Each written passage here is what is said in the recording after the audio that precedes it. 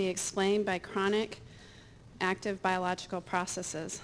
Dr. Martha Herbert is an assistant professor of neurology at Harvard Medical School and a pediatric neurologist.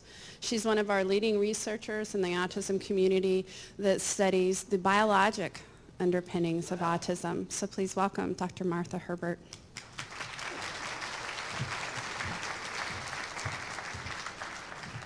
Thank you. Let me get this set up here.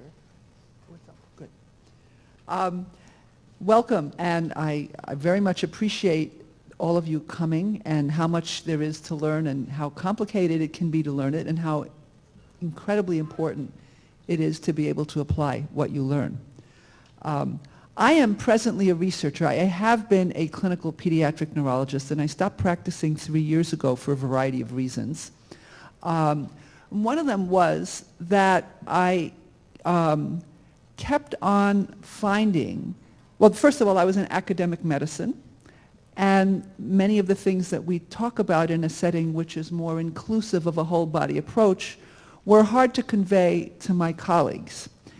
And what I'm going to be talking about, and you may find that in your interactions with various practitioners and pediatricians in particular, and so what I'm going to address today is one of the most fundamental underlying assumptions that you meet when you go to your caregivers and say that you're trying to do treatments that you actively expect will qualitatively improve the status of your child with autism. What people will say is, how can that be? This is a lifelong, devastating genetic condition. How could anything like a medical treatment or a diet or a vitamin or whatever, neurofeedback, how could that possibly change something that's deeply and fundamentally hardwired?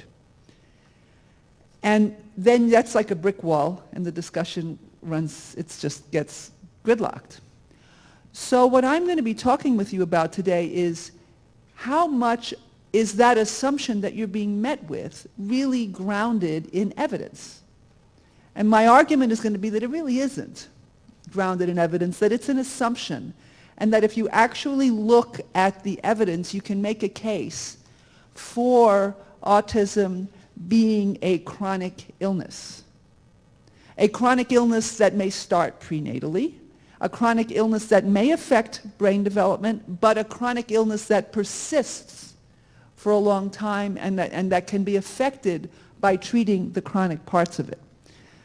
This may be a lot to swallow for some people, and I'm not sure how much of autism for any individual is, how much of the challenges are from the chronic part and how much of the challenges may be from early development. But as you'll see, there is evidence that even some of the genetically based illnesses can be amenable to intervention. Some of the clearly genetically based ones, some of the syndromic ones. So that's my overview, and that's why I'm going to be going through all of these arguments. If you are able to understand what this fundamental argument is about, and understand that when you hit roadblocks, it's often about this belief system, one belief system encountering another one, then you'll realize why you're running into trouble and perhaps be able to bridge it more effectively and get the things that you need done. So here is